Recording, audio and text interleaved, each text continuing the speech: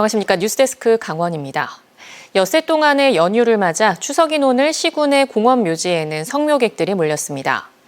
아침 일찍 차례를 마친 성묘객들은 공원 묘지를 찾아 제수 음식과 꽃다발을 올리며 조상에게 인사를 드렸고 공원 묘지에 차량들이 몰리면서 묘역에 닿기까지 수십 분이 걸리는 불편을 겪기도 했습니다. 추석 연휴를 즐기려는 관광객들이 산과 바다, 계곡 등에 몰리면서 동해안 관광지와 시내에도 인파가 넘쳤습니다. 주요 고속도로와 국도는 귀성 귀경 차량들이 몰려 양방향 극심한 교통 혼잡이 빚어졌는데 내일부터는 교통량이 분산될 것으로 전망됩니다. 기부도 하고 답례품도 받는 고향사랑 기부제가 자리를 잡아가고 있습니다.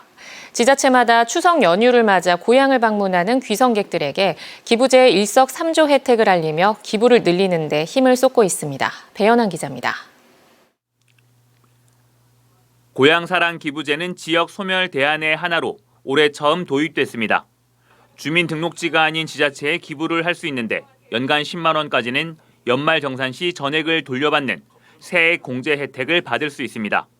여기에다 기부금액의 30%에 해당하는 답례품을 받을 수 있어 10만 원을 기부하면 13만 원의 혜택을 보는 셈입니다. 고향에 뭔가 좀 도움이 되고 기부제에 참여하자 이렇게 해서 큰 혜택은 아니지만은 돈을 떠나서 고향의 생산품이니까 맛도 보고 이런 좋지 않느냐 이런 생각을 가진. 여기에 자신의 고향 발전에 도움도 될 수 있어 말 그대로 일석삼조의 효과를 볼 수 있습니다. 올 들어 지난 8월까지 도내 전체 고향사랑 기부금은 21억여 원, 기부 건수는 14,000여 건에 달했습니다. 평창군이 1억 6천만 원으로 가장 많았고 원주와 강릉, 철원 등이 뒤를 이었습니다. 또 동해와 삼척, 태백, 춘천, 고성까지 12개 시군이 1억 원을 넘겼습니다. 지자체들은 고향사랑 기부제 기부를 늘리기 위해 답례 품목을 늘리고 홍보 활동도 확대해 나가고 있습니다. 지자체들은 기부자 취향에 부합하도록 답례품 목록을 늘려나가고 있고 지역 축제와 전국 단위 박람회 등을 통한 홍보 활동도 이어가고 있습니다. 목록도 새로 많이 받고 좀 더 좋은 게 있으면 그걸 적극적으로 추진하는 과정에 있고 지금도 계속 물건을 알아보고 지금 심사하고 있습니다.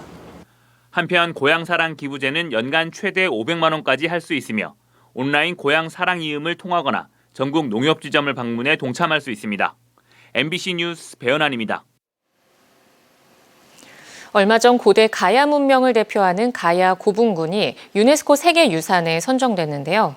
원주에서도 남한강변을 따라 남아있는 옛 절터 3곳을 묶어 세계문화유산 등재를 추진해온 만큼 다시금 관심이 높아지고 있습니다. 어디까지 진척됐고 가능성은 있는 건지 윤하은 기자가 취재했습니다.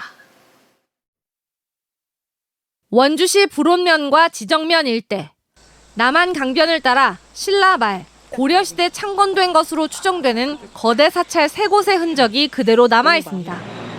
외란과 전쟁 등을 겪으며 훼손됐지만 불교가 융성했던 당시 최고의 기교로 만들어진 탑을 비롯해 여러 독특한 양식들을 그대로 엿볼 수 있는 문화재들을 품고 있습니다. 원주시와 지역 역사학계는 이 같은 폐사지의 역사적 가치에 주목하고 세계문화유산 등재를 추진하고 있습니다. 세계문화유산 등재를 위해서는 우선 세계문화유산 잠정 목록에 올라야 합니다. 먼저 국가대표 자격을 인정받아야 하는 겁니다. 원주시는 지난 2016년과 2020년 두 차례 잠정 목록 등재를 추진했지만 문화재청 심의를 통과하지 못했습니다. 원주 지역 내 3대 폐사지 중 한 곳인 이곳 흥법사지는 강원도 유형 문화재지만 국가 사적 지정은 받지 못한 상태입니다. 우선 흥법사지 정비와 사역 연구를 통해 정확한 규모 파악이 시급합니다. 또 다른 과제는 보편성을 확보하는 일입니다. 고려시대 폐사지가 원주에만 있는 것이 아니고 충주 정토사지, 여주 고달사지 등 여러 지역에 걸쳐 있습니다. 최근 세계유산에 지정된 가야 고분군도 시, 군, 나아가 도 경계를 넘어 가야 유적 7곳을 묶은 연속 유산입니다. 이 때문에 원주시만의 노력이 아니라 보다 광범위한 협력이 필요합니다.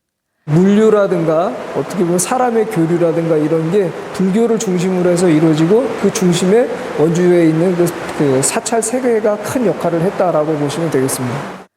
폐사지 연구와 복원 등의 거점 역할을 할 법천사지 유적전시관이 문을 열고 최근 국보 지광국사탑이 제자리로 돌아온 것은 의미가 큽니다. 거돈사지와 흥법사지에 있었던 국보들은 아직 서울 국립중앙박물관에 가 있습니다. 원주 지역 폐사지가 빠른 시간 안에 세계 문화유산으로 등재되기는 현실적으로 어려워 보이지만 불교 문화 1000년의 역사를 간직한 옛 절터의 역사적 가치가 바래지 않도록 꾸준한 노력과 관심이 필요합니다. MBC 뉴스 윤하은입니다. 지난해 강원도 전체 인구가 7,400여 명 늘어난 것으로 나타났습니다.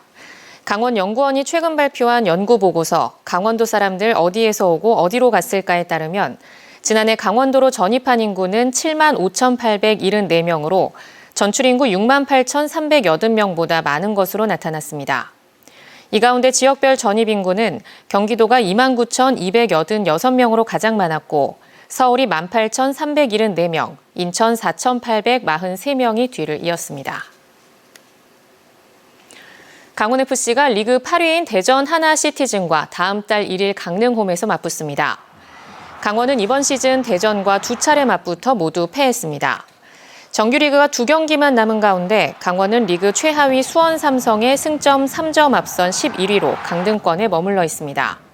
최소 9위를 차지해야 플레이오프 없이 일부 리그에 잔류할 수 있는데 현재 9위인 제주 유나이티드와는 승점이 10점 벌어져 있습니다.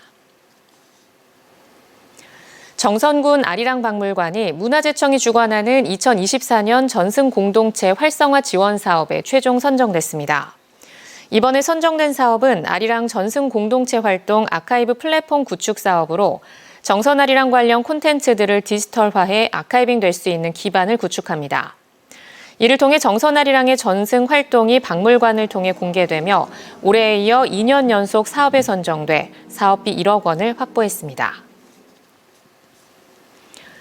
강원 지역 중소기업들이 올해 10월 중소기업 경기 전망은 지난해보다 어려울 것이라고 답했습니다. 중소기업중앙회 강원지역본부는 2023년 10월 중소기업 경기 전망 조사에서 업황 전망 경기 전망 지수가 77.1로 9월보다 4.6포인트 올랐다고 밝혔습니다.